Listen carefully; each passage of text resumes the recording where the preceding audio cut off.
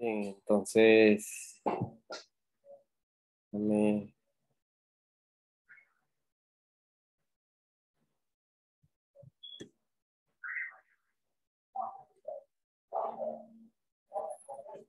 bien, vamos a iniciar la clase del día de hoy.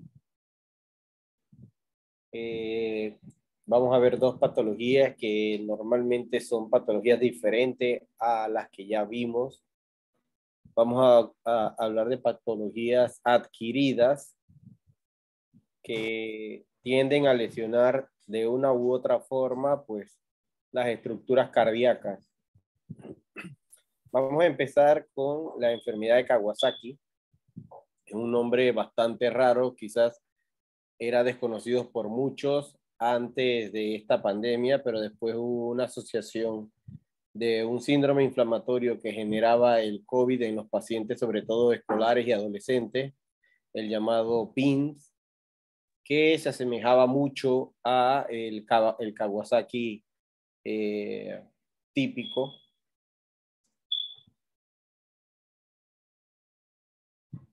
Y bueno, como su nombre lo dice, pues obviamente la primera vez que se describió fue en Japón por el doctor Kawasaki y él empezó a ver una serie de signos y síntomas en los pacientes que se asociaban a una vasculitis febril. Llama mucho la atención porque acá las arterias afectadas eran las de pequeño y mediano calibre en todos los órganos del cuerpo, pero lo más importante y el tema por lo cual lo estamos tocando acá es que puede haber afección de las arterias coronarias y eso es lo principal. Entonces, cuando hablamos de incidencia, es más frecuente que esto ocurra en los primeros 2 años de vida. 80% de los casos ocurren en menores de 5 años. Es muy raro antes de los 3 meses y después o más allá de los 8 años de edad. No quiere decir que existan, pero generalmente, la verdad, cuando ocurre un Kawasaki en un niño de 6, 7 años, pues es bastante raro, es más frecuente cuando tienen año, año y medio generalmente. Y pues hay una relación, se dice de que más o menos 1.5 a 1 entre niños y niñas. No hay una relación tan discrepante allí, más o menos es bastante igual para ambos grupos. Si comparamos con Asia, donde fue que se hizo este diagnóstico de manera inicial, pues observen la incidencia es mucho más alta. Lo bueno de esto, si es que podemos decir algo bueno de una enfermedad, es que la tasa de mortalidad es bastante baja, sobre todo si se hace un diagnóstico y por ende un tratamiento de manera temprana. El porcentaje de que existe una recidiva, es decir, que vuelva a ocurrir esta afección, es bastante bajo, ¿ok? La verdad es que nunca he visto un paciente que tenga 2 veces o le haya dado 2 veces esta enfermedad. No se sabe a ciencia cierta qué produce la enfermedad de Kawasaki, pero se han realizado múltiples teorías, se han hecho sospecha de que puede ser secundario a cuadros infecciosos, virales, o ya sea gastrointestinales o de vía aérea respiratoria superior, porque esto se ha visto en los pacientes que anteceden al cuadro de Kawasaki, pues 1 o 3 días, algún episodio principalmente viral. Muchos virus, algunas bacterias se han asociado a la aparición de la enfermedad de Kawasaki, pero ninguno se ha visto de manera constante en todos los casos. Lo que sí es cierto es que existen manifestaciones clínicas muy puntuales, las cuales cuando van apareciendo a medida que se va evaluando los pacientes, llegan o uno concluye el diagnóstico. Entonces, como bien lo estamos viendo, como no sabemos si hay un germen involucrado, tampoco hay unos laboratorios que nos digan a nosotros es un Kawasaki o no. Entonces, hay que basarnos mucho en los signos y síntomas que vaya a presentar el paciente. La enfermedad de Kawasaki consta de 3 fases clínicas, muy importantes. Las 2 primeras son las que generalmente vemos la mayoría de los médicos. Ya en la fase de convalescencia, que es por lo menos 2 meses de iniciado el cuadro, es un poco más tardío y muchas veces solo la vamos a ver cuando hay pacientes que quedan con alguna afección coronaria. Entonces la fase aguda va desde el 1 a 10 días y la fase subaguda entre el día 11 más o menos hasta el día 21 de iniciado el cuadro. Cuando nosotros hablamos de iniciado el cuadro es el primer día que el paciente presentó fiebre. La mayoría de las veces así inicia. Entonces en la fase aguda vamos a encontrar 6 signos principales. La fiebre, que es como el signo cardinal o el síntoma cardinal allí, que es muy importante porque debe ser una fiebre alta, entre 39 y 40 grados centígrados, que los papás le pueden administrar antipirético al paciente, pero esa fiebre de 40 baja a 38,3 y nuevamente vuelve a subir a 40 grados, 39,8, 39,6. Entonces es una fiebre muy alta que a pesar de la administración de los antipiréticos habituales, pues no hay un adecuado control. Además, debe ser una fiebre que debe durar más de 5 días. Entonces, todo eso hay que ir tomándolo en consideración, porque si yo tengo un paciente que tiene 5 días de fiebre y empiezan a aparecer los otros síntomas, como ustedes ven aquí listados, la conjuntiva roja, viene el paciente con una conjuntivitis, pero ¿qué es lo característico? Que no tiene mucosidad, no es como una conjuntivitis infecciosa, donde los pacientes van a tener pus o secreciones, lagrimeo, producto de una conjuntivitis cuando hay un germen allí presente. La lengua se torna muy roja, muy roja, y las papilas se ven así como muy manifiestas, como se ven, como si fuesen o semejan lo que fuese una fresa, la fruta. Entonces, si el paciente presenta una lengua en fresa, también los labios se le empiezan a cuartear, como se ve aquí en la imagen. Las palmas de la mano pueden presentar edemas en el dorso de las manos y pies. También puede haber un eritema. Existe un exantema maculopapular en el rostro, en el tórax, en las extremidades. Y se va a palpar una sola o un solo ganglio que mide más de 1,5 centímetros, generalmente de uno del lado del cuello. Entonces, estos son los signos que nosotros vamos a ver principalmente en el cuadro de enfermedad de Kawasaki. Entonces, aunado a eso, nosotros podemos ver otras cosas en los estudios de gabinete que vayamos realizando. Por ejemplo, en la fase aguda que podemos encontrar las alteraciones cardiovasculares. Bueno, el 20% de los pacientes pueden tener miocarditis, es decir, una inflamación del músculo cardíaco que puede debutar con datos de falla cardíaca. Algunos pacientes, por al tener esta miocarditis, falla la contractilidad, hay una lesión del músculo papilar, entonces pueden tener algo de disfunción del músculo papilar que lo lleva a una insuficiencia mitral en un 10% de los pacientes. Pero otros, ya un porcentaje más alto, se puede encontrar un bloqueo AB de primer grado que viene representado por el PR prolongado. Aquí vale la pena mencionar que cuando existe alteración coronaria, se forman estas aneurismas que se ven aquí.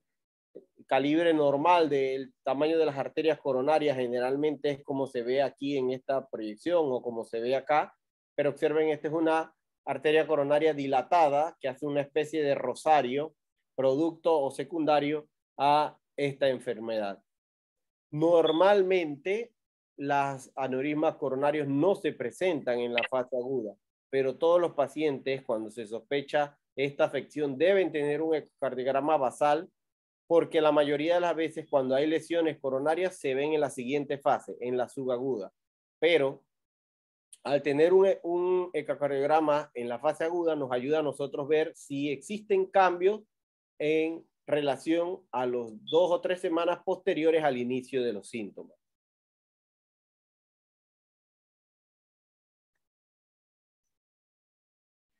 Como les dije, generalmente es una afección multisistémica. Obviamente que lo que nos preocupa es las arterias coronarias, pero puede haber una afección de todos los órganos del cuerpo. Entonces, a nivel musculoesquelético, el paciente puede tener artralgias o artritis en un 30% de los casos, que pueden afectar articulaciones grandes como pequeñas. A nivel genitourinario, el paciente puede tener una infección de orina sin germen que se encuentre, hasta un 60% de los casos.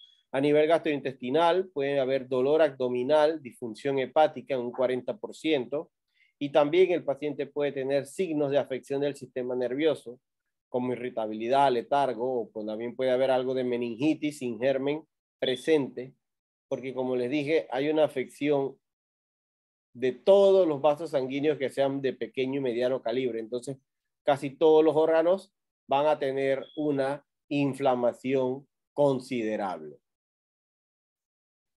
Lo bueno es que todos estos, o la afección de estos órganos, son reversibles. O sea, la mayoría vuelve a valores normales, pero si hay una afección coronaria, entonces esa es la que tenemos que vigilar, porque si queda con una afección presente, el riesgo de que pueda ocurrir más adelante un infarto en un paciente está presente. En la fase aguda, obviamente, se le hacen pruebas de laboratorio y que vamos a tener una leucocitosis intensa. Los reactantes de fase aguda se van a ver elevados, entiéndase el BES y el PCR.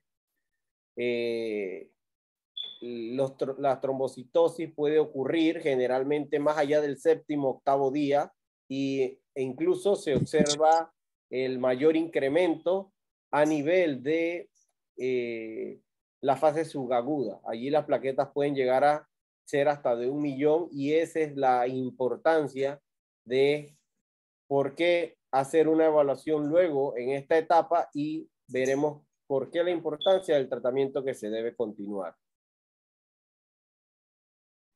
¿Cuáles son los niños o los pacientes que pueden tener un mayor riesgo de afección coronaria? Bueno, como les dije, generalmente los menores de 3 meses o los mayores de 8 años es bastante raro, pero si tengo un paciente que tiene una afección, una enfermedad de Kawasaki, menor de 1 año, si tiene fiebre que ha sobrepasado las 2 semanas de evolución, una leucocitosis con mayor de 30.000, hay trombocitosis, un BES mayor de 100, entonces todo esto en conjunto nos habla de que existe un proceso inflamatorio severo y que muy probablemente existan unas altas probabilidades de que el paciente pueda tener entonces una afección coronaria residual.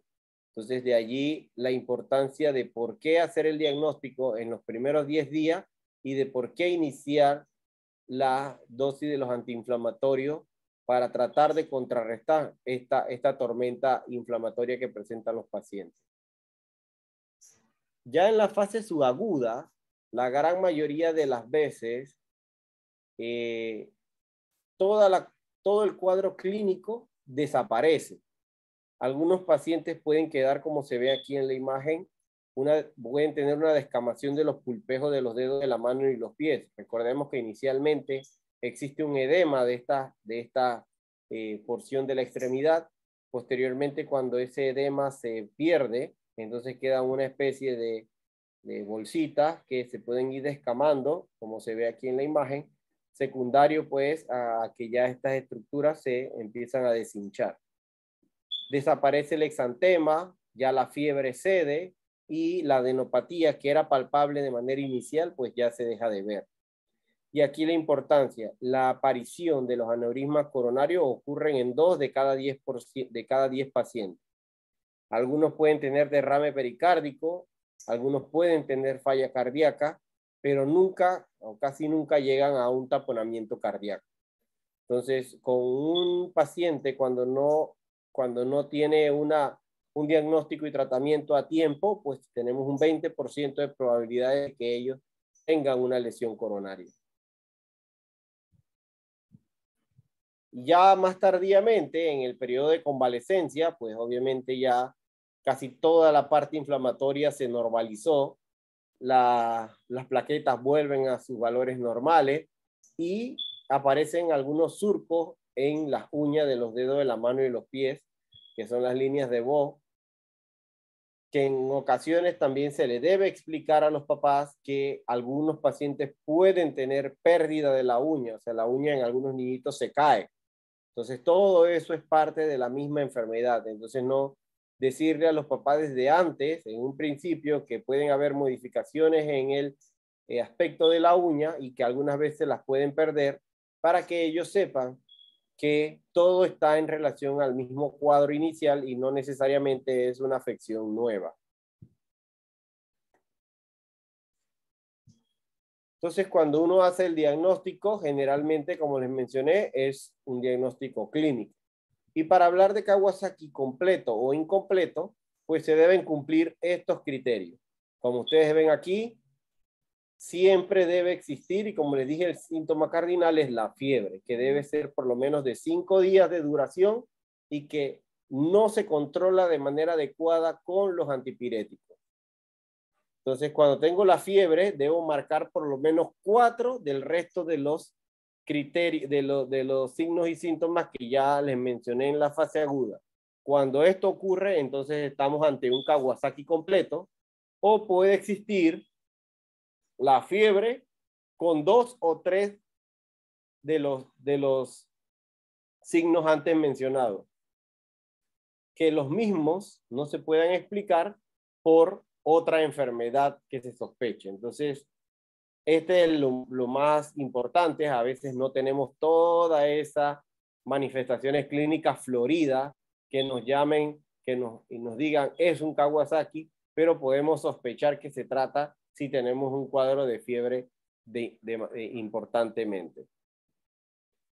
El diagnóstico diferencial, como les mencioné, pues existen varias sospechas diagnósticas, que puede ser un germen involucrado, a veces hay quienes dicen del clima, etcétera, pero no hay nada que nos diga se trata de tal o cual germen. Generalmente, como les dije, el diagnóstico clínico, pero se hace la sospecha o se hace un diagnóstico diferencial con las posibles lesiones que pudieran estar involucradas o los posibles gérmenes que pudieran estar involucrados.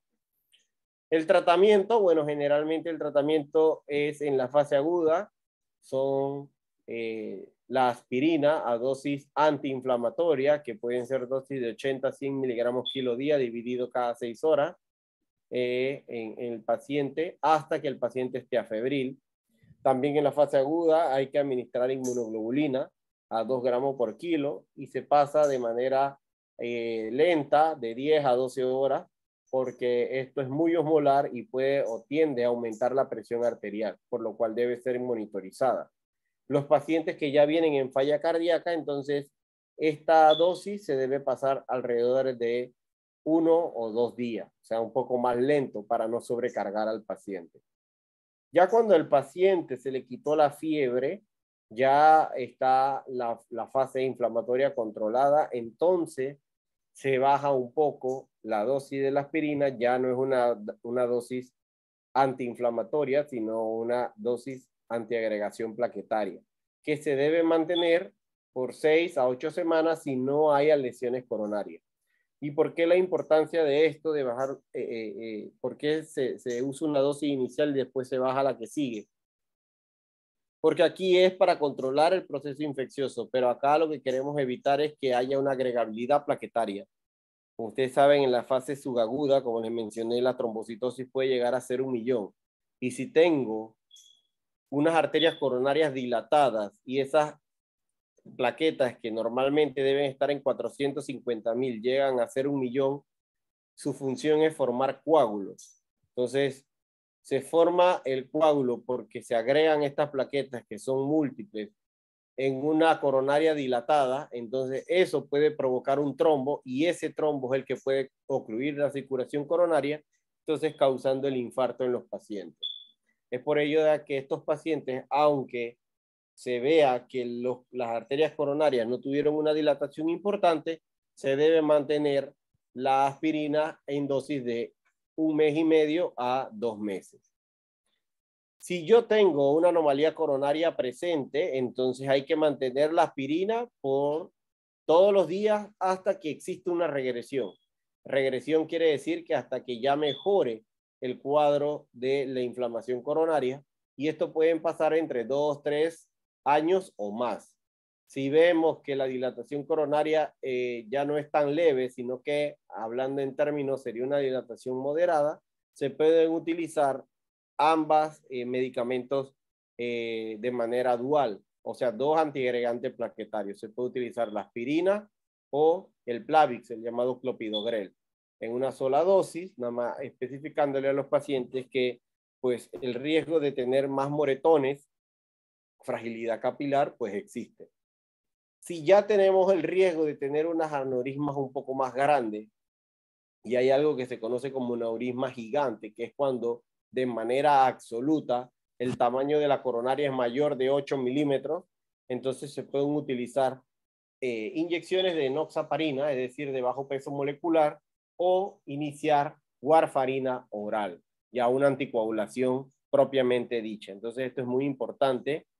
Todo esto es lo que nos vamos a dar cuenta a través de los estudios de imagen en cardiología. Generalmente por un ecocardiograma evaluamos las arterias coronarias y el tamaño de las mismas para nosotros definir qué terapia medicamentosa dar. ¿Okay? En el seguimiento, bueno, si el paciente no tiene alteración coronaria, se suspende la aspirina que estaba a dosis antiplaquetaria en 6 a 8 semanas. Pero si el paciente tiene alteración coronaria, se debe mantener de forma indefinida. Si ya se habla de una coronaria gigante, que la definimos como mayor de 8 milímetros en números absolutos, se agrega o se inicia la anticoagulación.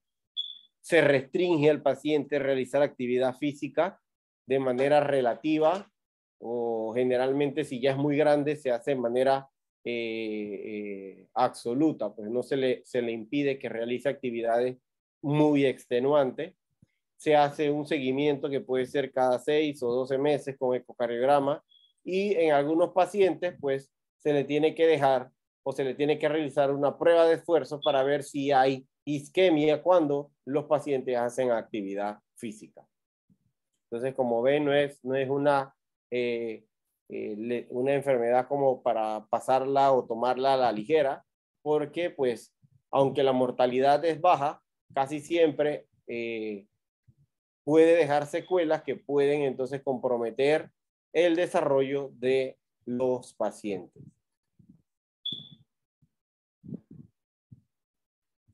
¿Alguna duda o pregunta sobre enfermedad de Kawasaki?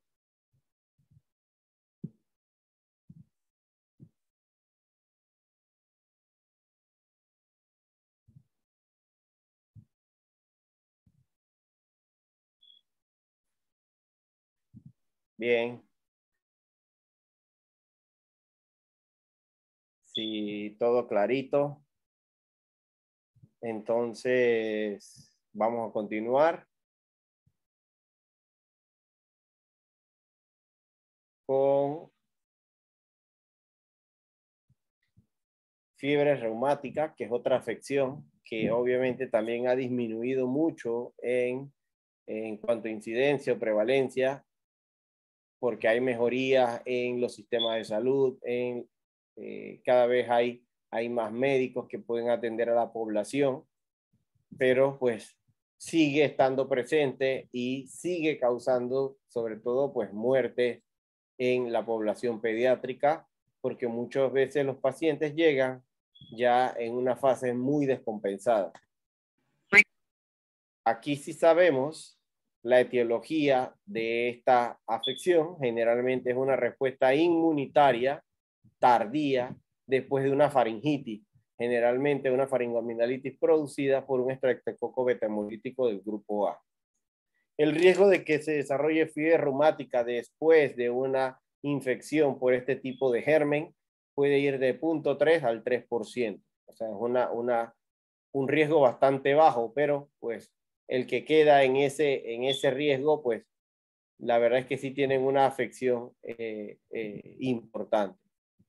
¿Cuáles son los factores predisponentes? Pues se habla mucho de que exista un familiar con una fiebre reumática previa o que exista un estatus socioeconómico bajo. Aquí es muy importante recalcar eso, que se dice que es una etiología de grupo etario o más bien de un grupo social, más bien, ¿no? un grupo social que tiene menos acceso a la salud, es decir, que cuenta no cuenta con un centro de salud cerca, que muchas veces no tienen dinero para ir en busca de atención médica y cuando lo hacen es que ya están en una fase muy avanzada de, por ejemplo, de la enfermedad. A diferencia del Kawasaki, pues que ahí no hay un estatus social como definido. Normalmente puede afectar a niños, ya sea estratos económicos altos o bajos. La anatomía patológica antes, cuando se hacían las biopsias de corazón en estos pacientes, se podía encontrar que era muy patoneumónico encontrar los llamados cuerpos de Apchow, que eran lesiones que se podían encontrar en el músculo de estos pacientes y entonces uno decía, bueno, este paciente falleció de fiebre reumática. Actualmente ha quedado en desuso la toma de biopsias, ya que muchas veces la biopsia salía normal, pero era porque se agarraba un pedazo de miocardio donde no había una afección producto de la enfermedad. Entonces, lo que se ha visto o se ha empezado a hacer, pues es, así como en la enfermedad de Kawasaki, se han revisado otras posibles afecciones a nivel de todo el organismo que en conjunto pues hacen sospechar de dicha afección. Aquí ocurre una inflamación a nivel del corazón, el cerebro, las articulaciones y la piel. Y pues cada uno, como quien dice, formando las partes de un rompecabezas, pues hasta que se llega y se delucida el diagnóstico. La lesión valvular más frecuente cuando existe una carditis es una afección grave de la válvula mitral. Entonces, en la lesión valvular mitral, ¿qué es lo que se produce? Bueno, acá como hay una inflamación importante de la válvula, posteriormente puede ocurrir que estas pequeñas, como se inflama la válvula, posteriormente cuando la inflamación ya se va o se controla, empiezan a aparecer una serie de verruguitas que posteriormente al ir desapareciendo poco a poco se va dejando como una especie de tejido de cicatriz que va a producir que las cuerdas tendinosas y que están agarrados los músculos papilares y esas cuerdas que están agarrados a los velos empiecen a hacerse más cortas, más engrosadas, por lo cual la válvula no va a tener un movimiento adecuado. Entonces, al no tener ese movimiento adecuado, al tener un deterioro de los velos y las cuerdas, entonces el paciente puede quedar con una lesión valvular y generalmente de predominio insuficiencia de manera inicial, aunque puede existir la doble lesión, es decir, puede existir tanto insuficiencia como mitral. Digo, como insuficiencia como estenosis de la válvula mitral. Normalmente, como les mencioné, la más afectada es la mitral, en segundo número la aórtica, luego la tricúspide y de último la pulmonar, porque es la que está más alejada de la porción fibrosa del corazón. Entonces, las manifestaciones clínicas es muy importante saber la historia. Generalmente se trata de una faringitis estreptocóxica que puede ocurrir 1 a 5 semanas antes de que el paciente debute con el resto de los síntomas. Puede existir un periodo de latencia, es decir, que el paciente puede tener esta afección y entre 2 a 6 meses previo y posteriormente pueden aparecer todos los síntomas o a veces pueden aparecer solo de manera aislada la corea, que es una de las principales o uno de los criterios mayores para hacer el diagnóstico y como les voy adelantando, ella por sí sola hace el diagnóstico de dicha enfermedad. Y también, pues además de todos los criterios mayores, el paciente puede tener palidez, malestar, fatiga como antecedente. Las manifestaciones principales que tienen estos pacientes, pues estas son estas 5 que ven aquí. Vamos a ver la artritis, la carditis, el eritema marginado, los nódulos subcutáneos y la corea de Sydenham.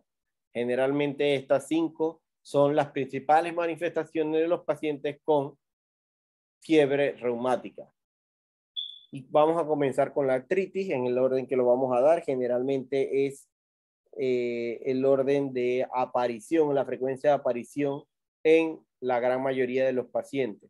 Se dice que es la manifestación más común y se habla que hasta un 70% de los pacientes van a tener esta afección.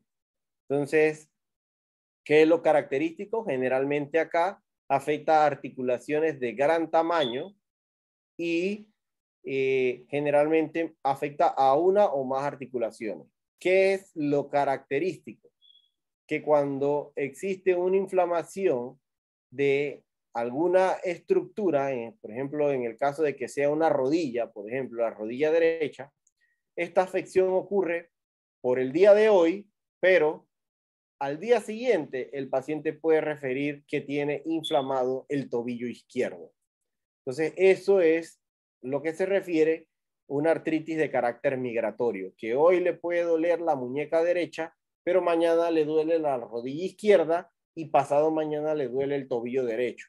Entonces, eso es propio o característico de la artritis que ocurre en los pacientes con fiebre reumática. A veces es tan incapacitante que los pacientes no pueden deambular. Entonces, eso es importante. Y ahorita aquí cabe recalcar que nosotros vimos un paciente así ya hace como un mes y medio, lamentablemente falleció porque llegó en muy malas condiciones, donde tuvo esta característica.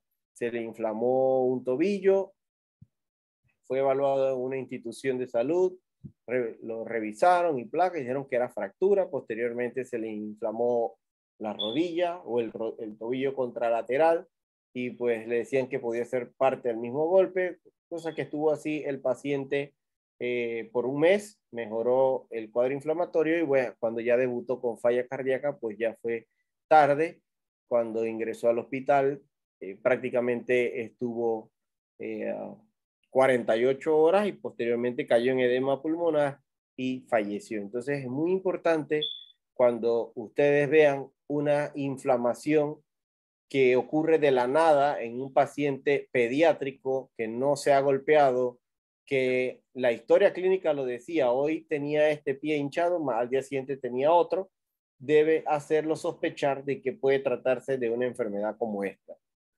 Entonces, además de la artritis, puede haber edema, calor, hiperemia, un dolor intenso, como les dije, que a veces le impide caminar a los pacientes. La carditis, bueno, ya está en menor porcentaje, pero no deja de ser importante en un 50% de los casos. Los pacientes pueden debutar con taquicardia, pueden tener un soplo de insuficiencia aórtica o mitral, ¿sí? Algunas veces los pacientes pueden tener una pericarditis que se acompaña de derrame pericárdico, igual que en el Kawasaki, rara vez va a haber un taponamiento asociado, muy rara vez. Algunos pacientes pueden tener cardiomegalia cuando se le hace la radiografía, lo que indica de que ya puede haber un crecimiento de alguna cavidad, sobre todo de la cavidad atrial. Y algunos pacientes llegan ya, como este paciente lamentablemente, con ritmo de galope porque ya estaba en una falla franca. Entonces, esto es muy importante porque ya cuando tenemos esa historia clínica y hay un soplo de aparición reciente, sobre todo cuando uno le pregunta a los familiares, oiga, usted le habían dicho que él tenía un soplo o ella tenía un soplo, y ellos le dicen no, y tenemos esta historia de que existe un edema o una artritis migratoria, entonces tenemos que sospechar que se trata de una fiebre reumática y la gran mayoría de las veces hay que internar para terminar de estudiar y estadiar al paciente. Ya el eritema marginado, esto ya quizás un poco menos frecuente, menos del 10% de los pacientes lo va a tener. Las características que no suelen ser, no suelen picar o generar prurito en los pacientes. Y aquí es la diferencia del el que se observa en el Kawasaki, que no compromete el rostro, sí puede afectar los tercios proximales internos de las extremidades y el tronco, pero no el rostro. Y que es también algo peculiar, que es cuando uno expone a estas lesiones al frío, por ejemplo, ellas desaparecen. pero cuando ya le colocas un paño o una ducha caliente en el paciente, pues vuelven a aparecer. Entonces, eso también es algo que se puede utilizar como método diagnóstico, pero digo, este es un poco menos frecuente que aparezcan. Es más frecuente de los dos primeros síntomas que ya mencionamos, que pueden aparecer, para no decir en la totalidad de los pacientes, pero sí en un gran número.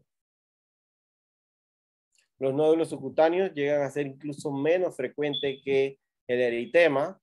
Ya son tumefacciones duras, indoloras, que no tampoco pican y se mueven libremente y sobre todo a nivel de las superficies extensoras de las articulaciones o en el cuero cabelludo o en la columna. Puede haber una distribución simétrica de las mismas, pero esto acá, este signo tampoco lo he visto en la mayoría de los pacientes, pero pues está descrito como un criterio mayor de esta afección. Y esta sí la hemos visto en menor número, pero sí se ha visto pacientes que llegan con corea de Sydenham o el baile de San Vito, que es un 15% de los pacientes, generalmente es más común en niñas preadolescentes, y se habla de que es un trastorno neuropsiquiátrico.